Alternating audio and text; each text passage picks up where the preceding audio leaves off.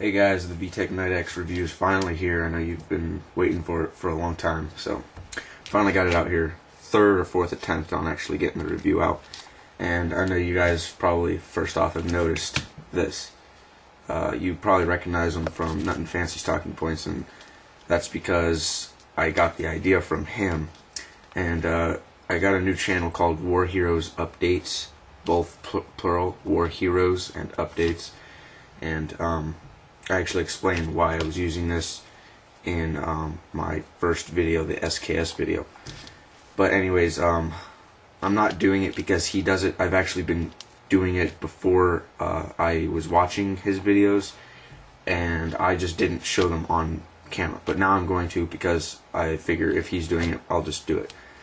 Because I think you all can agree that it's a lot easier to be looking down at the knife and see in the background what I'm talking about instead of having to look off to the side where I have like technical specs and things like that. So that is why I'm using it, you know, and I think you guys agree that it is a good idea. So let's get into it. The Vtech Night X, I actually had to take one of the screws off and put it on this one. I'm going to be paracord wrapping this one, so I'm going to move that screw onto this one. But until then, the review is just going to have to be without that one screw for now. It's not that big of a deal. Okay, so anyways, the first one, philosophy of use. I'm going to have to categorize this as everyday carry fixed blade and camp knife.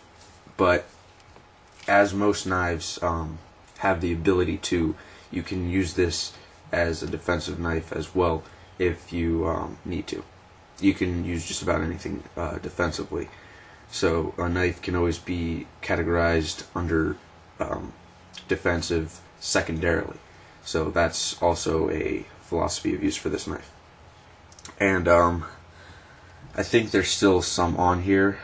Let me see if I can get it to focus. Nope, I don't think I can. But there's it looked like rust to me on the blade on both sides, but I looked at it under a microscope, or not a microscope, a magnifying glass, and there are actually little shreddings, like spirals, like when you take a chisel and you chisel off a piece of wood and it spirals.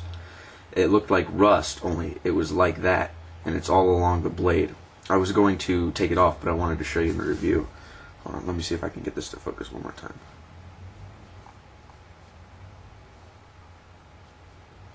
There. Okay, right there. I know you guys can see it, you just probably can't see it like it's spiral, like I was talking about. But you can see it at least. And so I don't know what that is. I don't know if they get a basic edge with, let's say, a bench grinder or something like that, and then they get a copper brush or something to just make it a little bit more fine. I don't know. But I'm just telling you in advance that that was on both of these, and they're the same knife coming from the same people, Vtech. So I don't know what that is. And so the quality, I'd say that the quality is pretty good. The quality of the paint itself, because it is a black blade, not so good though, because this one was the one that I used during the batoning, and I did paint it khaki. That's my paint, and I did not expect that to hold up, and it didn't. So but right here, the black part, there's silver showing, and that is the actual factory. I mean, that's the blade itself. There's no coloring to that. The black is what they put on it. So everywhere that you see silver, both my paint and factory paint came off. It's not so bad on the other side, but so I would say that the paint isn't the best, but I did put it through some pretty tough batoning, so you have to take that into consideration. But anyways, I'm going to put this off to the side for now. Keep talking about this one. So as you noticed on the other one, there was no lanyard. They all do come with a lanyard. I just took that one off because I don't like lanyards. But I wanted to keep this one on so that you guys can see what they look like when they actually come to you. So I think the quality is pretty fair on these knives, especially taking into consideration that you're paying $11 to $13 for this knife. YourCornerStore.com. And I have not found Vtech knives anywhere. I mean, I haven't found their manufacturer. And I also have not found what Spanish micarta is. I don't know if it's actually the Spanish micarta tree, as in wood, or if it's Spanish micarta like actual micarta, which is a mixture of things like paper and a lot of other synthetic materials. So I don't know. I researched it and I couldn't find it anywhere, so I can't really tell you what this handle is. But it does have little burrs on it, like it's wood, but I can't be too sure because even with normal micarta, they try to make it kind of have a wood kind of pattern, like where it's black and then that gray and then more black, and they keep that pattern with it. So as far as just looks go, I like it. It has a nice dark tactical look. I think that's probably why they named it Night X, because it kind of looks tactically. And that's another reason why I think it should be categorized secondarily, at least, as a combat knife. So the weight and balance is just about perfect. Right here, if you put your finger in the finger groove and you just balance it, it's perfect. If you go forward a little bit, it's more balanced towards the back. If you go right here, it's gonna fall. I'm holding it right now, but see, it would fall. So the balance point is right where it should be, perfect. And the weight is 4.3 ounces, so it's pretty light. And for the durability and quality that you get out of this knife, 4.3 ounces is definitely not more than expected. You expect to get 5-6 ounces out of this, so 4.3 is pretty fair. And the ergonomics are fair, just like the quality. They're not very good.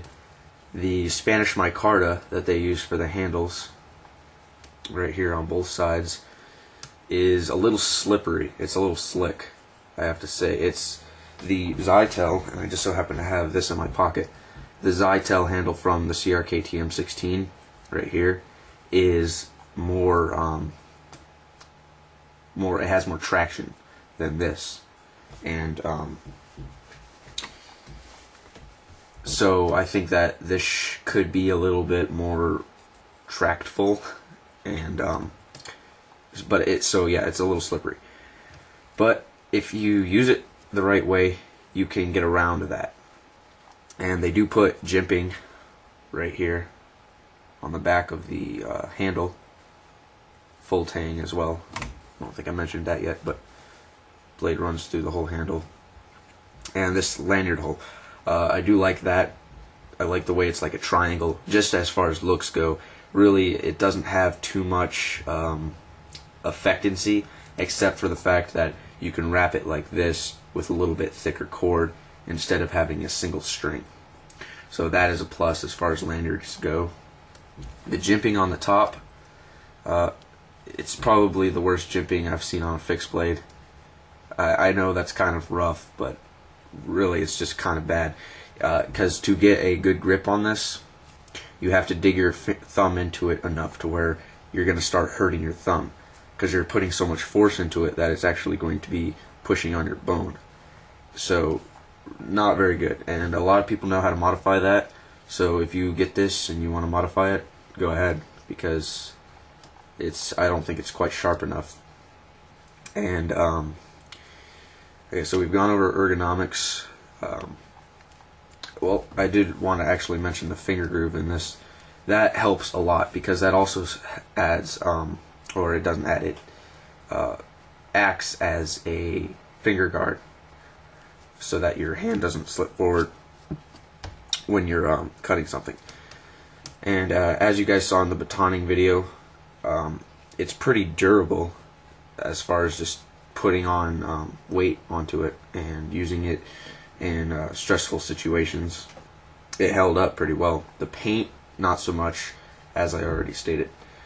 But the blade design, it's simple. I believe this is clip point.